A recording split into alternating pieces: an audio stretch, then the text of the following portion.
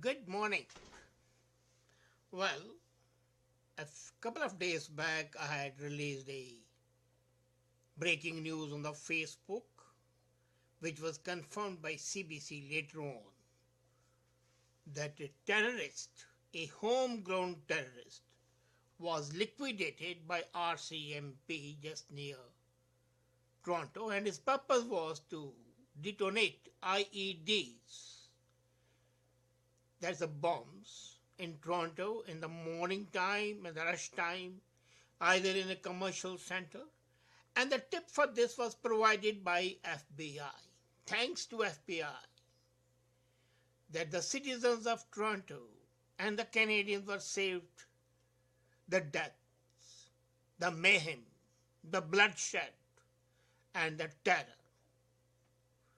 Thanks to FBI and efficient action by RCMP, that a homegrown terrorist was liquidated before he could do any damage to the social structure, to the economy, and to the psychic condition of the country and the people. But this does raise certain questions, certain very valuable questions, and the questions relate to two aspects. The first is the action of the government in not acting on Bill C-51 and its intention to change Bill C-51. It was a major election plank of the Trudeau government, desirable. In the changed circumstances and with the advent of thousands of the people as refugees, there might be some criminals in the garb of refugees, not all, but there's always a possibility that somebody can be there.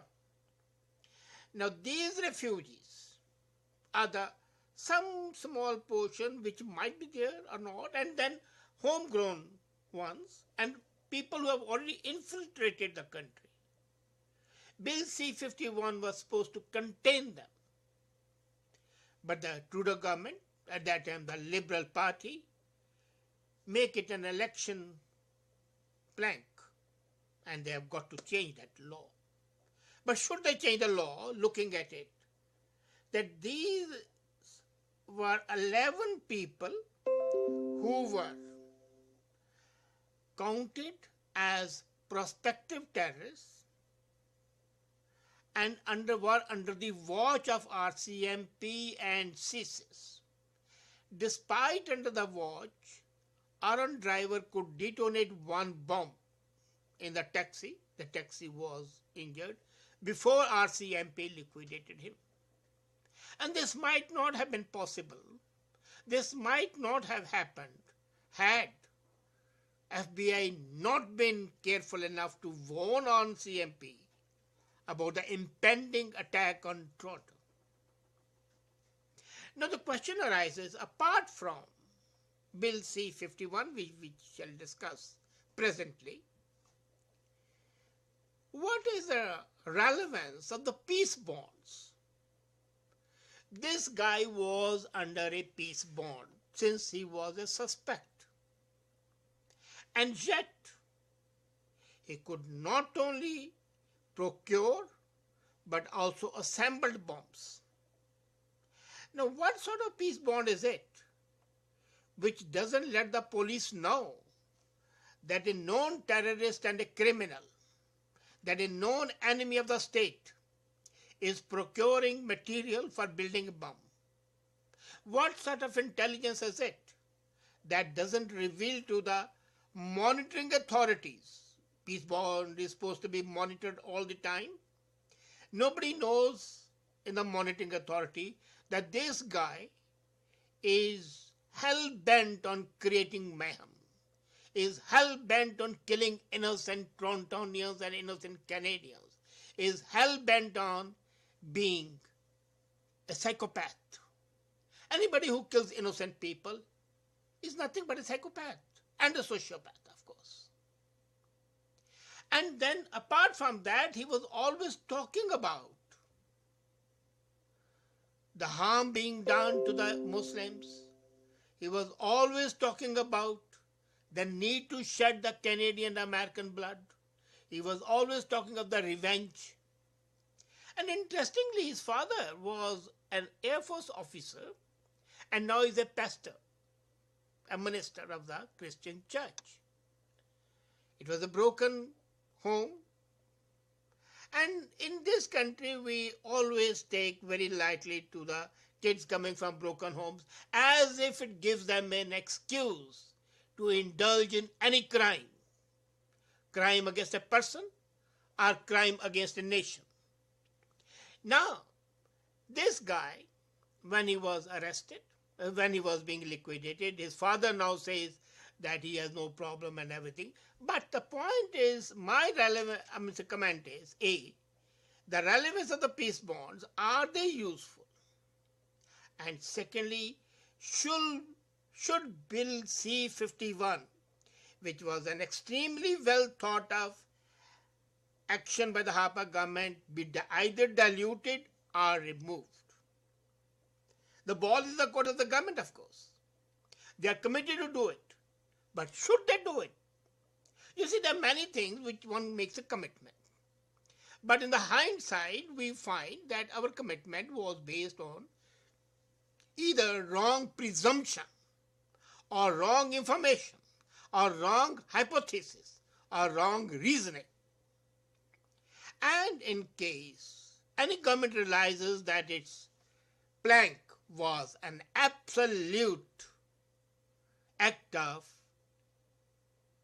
presumed sanity to ensure more votes and to create vote banks, then shouldn't the government, in case it's irresponsible and in case it's apprehensive about the safety of its people, should that government not change its law and say, okay, we made a mistake, the law would not only stand, but it shall be further strengthened. In case the law is toothless, in case the law is clawless, the result can only be one, that the people will take advantage of it with impunity. And that's why there's a need to have laws and to implement them. Laws are not meant only to be placed on the statute books. They are meant to be implemented. They are meant to be followed. Because that is where the salvation of the country lies. Had Bill C-51 been properly implemented, these 11 people, one has been liquidated, there are still 10 more on the watch list. But I have yet to hear a statement either from the Internal Security Minister or from the police officials. What action are they going to take to put those 10 people who are under peace bonds who had been identified as potential terrorists away so that they cannot harm the society? There is nary a word from the government, from the bureaucrats, from the law and order agencies. What they plan to do? Are they going to wait for another tip from FBI to liquidate another one? Or are they waiting for an attack to happen? Are they wanting to witness the dead bodies of innocent children and innocent people? Are they waiting for the crying, sobbing tales of the victims and their family members and the friends and the dear and dear ones? Why do we always act when the act has taken place, when the action has taken place? Why we cannot take preventive, preemptive steps to avoid the bloodshed? Why is it that we always act in a manner which shows that we take these things very lightly, or rather we don't take them with any concern at all, as if it's not happening to us, as if we are silent spectators? Why is it that the authorities that be cannot come out of their coma, mental lethargy, and take action.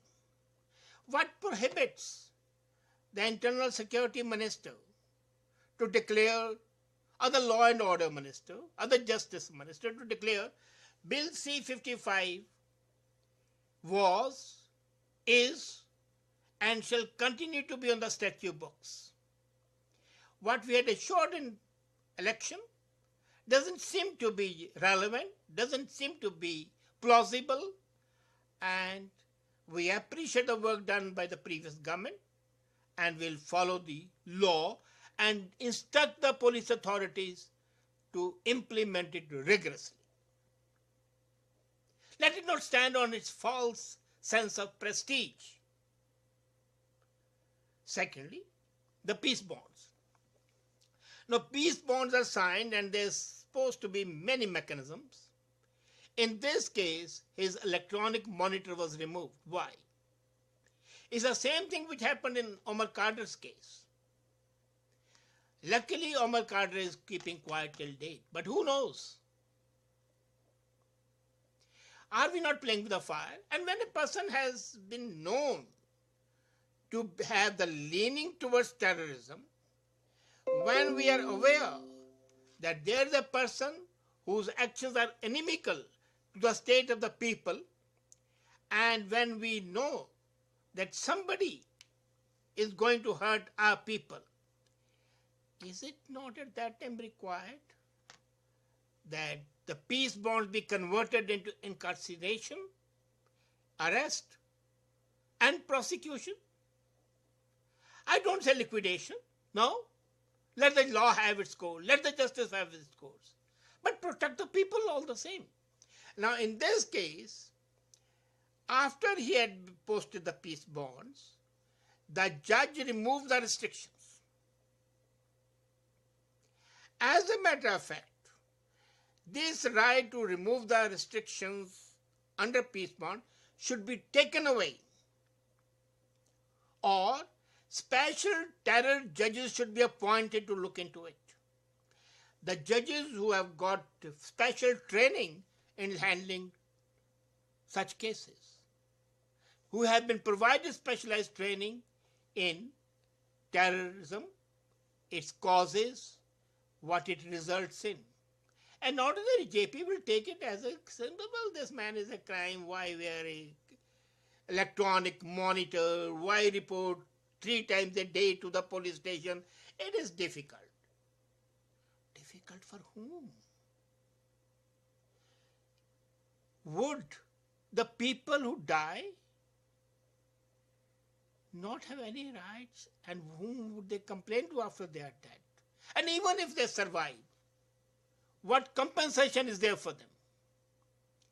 These criminals and their families should be liable to pay damages to the people who have been killed and who have been injured and who have undergone the pain, the misery, the agony. Why should a crime go unpunished? And another thing, allied to that, why should the families of those people not be penalized as well? You see, if that guy was not living with a family, I would not hold the family responsible. But when a person is living with a family, there's always certain interaction. And that interaction shows some inkling. That means the family was either in collusion with the terrorist or was blissfully and purposely keeping away from that, and they did not want to act. They should have called the police and told them, look here, we are in danger from this man. I remember a Muslim friend who himself called the police and told, my son is going wrong, take action against him. And the boy was arrested. He was going to Syria to fight on behalf of ISIS. That Muslim Canadian deserves all praise for being so patriotic and so human. That is real Islam, as a matter of fact. Now coming to this issue. The peace bonds have become a joke. And it is high time we start implementing peace bonds in a proper system.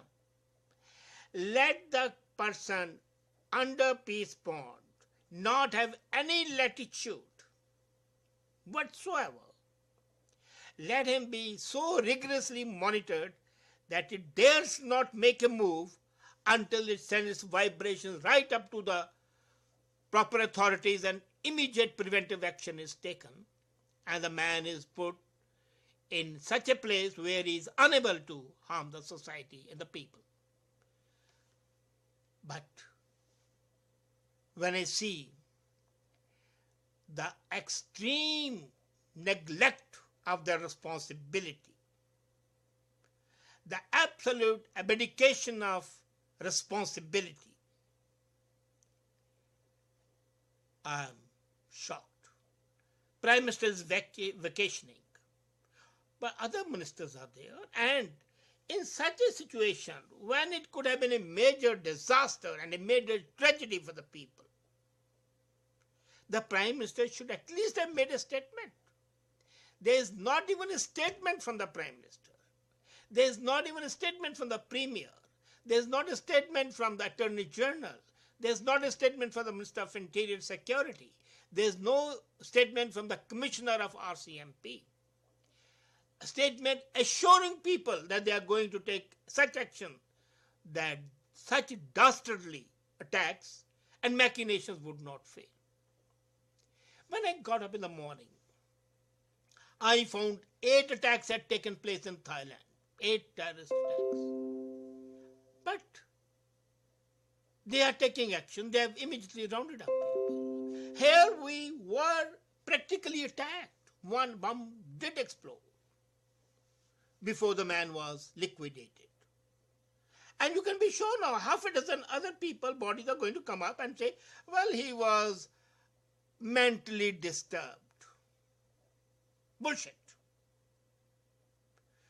Mentally disturbed he was because he was attuned mentally to terrorism, yes.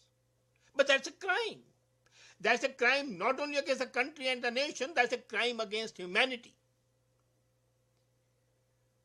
I do not think such people deserve either sympathy or mercy. They have to be caged, imprisoned, incarcerated, put away, so that you, your children, your families, your friends, your dear and near ones can sleep in peace, can work in calm, safe environment. I call upon you to ask your MPs and MPPs that they ask the government, what the hell is the government doing? Why cannot it unequivocally implement Bill C-51? And why can it not do away with the practice of peace bonds? A moment a crime has been planned, the perpetrators or the would-be perpetrators must be kept away, must be isolated from the society so that they become incapable of inflicting any damage to this society. Is it asking too much? Think about it. Have a nice day. Bye.